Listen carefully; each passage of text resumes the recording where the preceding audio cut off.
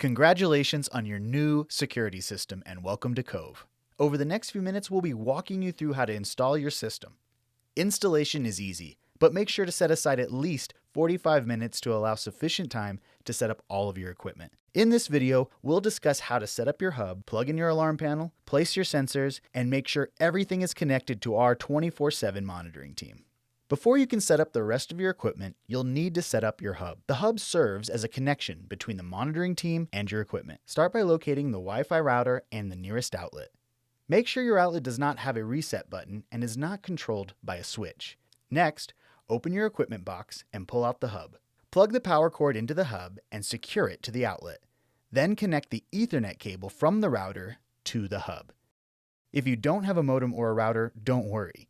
Your system will default to using a 4G backup chip, in which case, just plug your hub into the outlet. Wait 5 to 10 minutes for the network connectivity LED light to illuminate.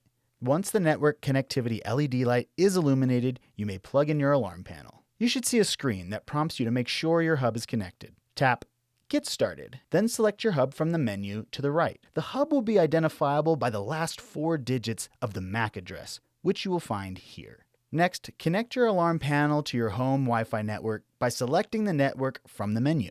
Then enter in your Wi-Fi password. Once you've connected to the Wi-Fi, you'll need to set up your 4-digit master passcode. Don't forget this code. This is the code you'll use to arm and disarm your security system, access all your settings, and create additional passcodes for other users. Next, we'll walk you through how to trigger and install your sensors, including motion, door window, glass break, smoke, carbon monoxide, and water leak. Before you begin the process, make sure to remove any of these plastic tags. Let's move to the door and window sensors. Separate the sensor from the magnet. The screen will prompt you to confirm the name and type of sensor. Clean the molding and door where you are planning to place your sensor. This will remove any dirt or residue. Remove the backing from the adhesive strip and place the sensor on the door frame, pressing firmly for 30 seconds. And now place the magnet on the door within about a half an inch of the sensor. Remember to leave space for the door to open and close without making contact with the sensor. And don't worry if the magnet is slightly offset from the sensor because of the molding. Place your sensor towards the top of the door for best results. Always mount your sensor in the home or building away from the elements. Do not place any sensor in a shed or shop that has a metal roof. Your door and window sensors may look the same, but they are programmed to function slightly differently. To start installing the window sensor, separate the two pieces. The panel will prompt you to confirm the name and type of sensor. Remember to clean your surface before placing the sensor. Place the magnet within a half an inch of the sensor, with the sensor mounted on the frame and the magnet on the window pane. Be sure that your placement of the sensors will not get in the way of the window opening and closing. Depending on the window, it may be necessary to place a large sensor on the window pane and a small magnet on the frame. If needed, either piece can be mounted at a 90-degree angle as long as the other piece is installed less than a half an inch apart. Let's start with your motion sensor. You'll start by pressing the small test button on the side of the casing.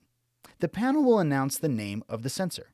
Then, the screen will display the sensor's name, which you can update using a fillable field. If you have pets, please be aware that motion sensitivity can be adjusted by using the jumpers on the back of the sensor. Now, you'll mount your sensor. Take note of the arrow stickers on the back. Positioning your motion sensor properly is key. Place the sensor about 6 or 7 feet above the floor, avoiding heat sources and things that could interfere with the sensor's field of view. We recommend placing your motion sensor in a corner, since it has a 90-degree field of view.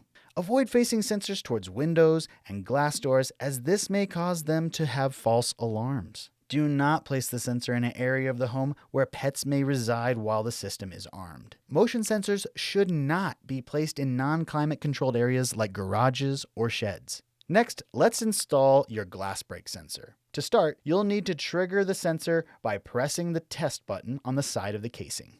The screen will prompt you to confirm the name of the sensor and install the sensor. To mount your glass break sensor, remove the backing from the adhesive strip, then place the sensor on the opposite wall from the window you are hoping to protect. Press and hold the sensor there for 30 seconds. Keep in mind that these sensors have a range of about 15 feet. Let's install your smoke detector. Begin by pressing and holding the test button, found here, until the sensor beeps. The panel will then prompt you to confirm the sensor's name and install your sensor. To mount the smoke detector, you should remove the backing from the adhesive strips, then press and hold the smoke detector in place for 30 seconds before releasing it. You'll want to avoid putting your smoke detector too close to the kitchen to avoid false alarms. When placing your detector on the ceiling, place it no closer than 4 inches from the wall. If you're placing your detector on the wall, do not place it more than 12 inches from the ceiling or closer than 4 inches from the ceiling.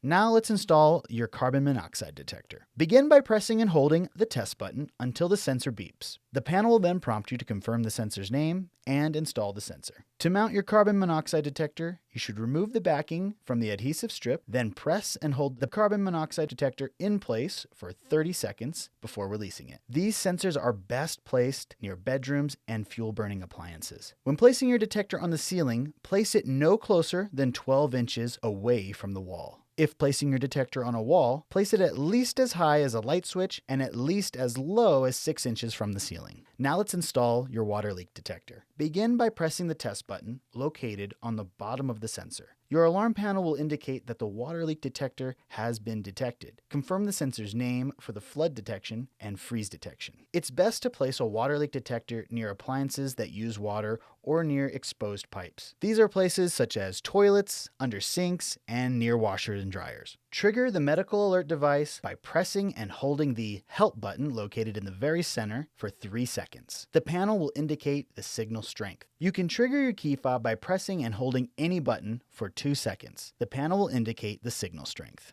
Let's install the secondary siren. You'll first need to plug your siren into an outlet that's within 100 feet of your hub. Make sure that the outlet doesn't have a reset button and isn't controlled by a switch. Also, make sure that the outlet is not likely to be disturbed by pets or children. Then you'll press the on-screen test button and wait for your siren to sound. Once you hear it, you can press continue. Once you've installed all of your door and window sensors, the panel will prompt you to walk around your home, opening and closing each door and window that has a sensor installed. Then return to your panel. Once you've installed all of your motion sensors, you should go to each sensor and press the test button, then return to your alarm panel. If during the installation process you encounter difficulty activating some sensors, you can choose to bypass these for the time being. Simply click the skip button to proceed to the subsequent step in the installation guide. This allows you to move forward without hindrance and return to any problematic sensors later. The system will ask you to repeat this process for each piece of equipment you installed. Once you've done this for each piece of equipment, you're all set.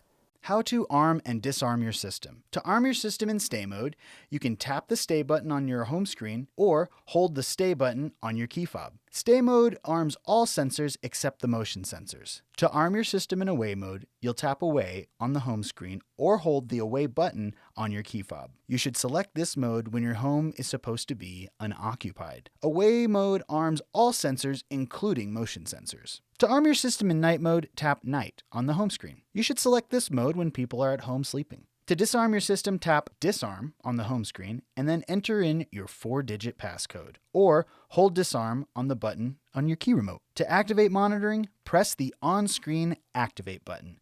The monitoring team will call your phone within a few minutes to confirm your account details. Once you're done with this call, tap Continue. Congratulations! Your Cove security system is now installed and ready to use.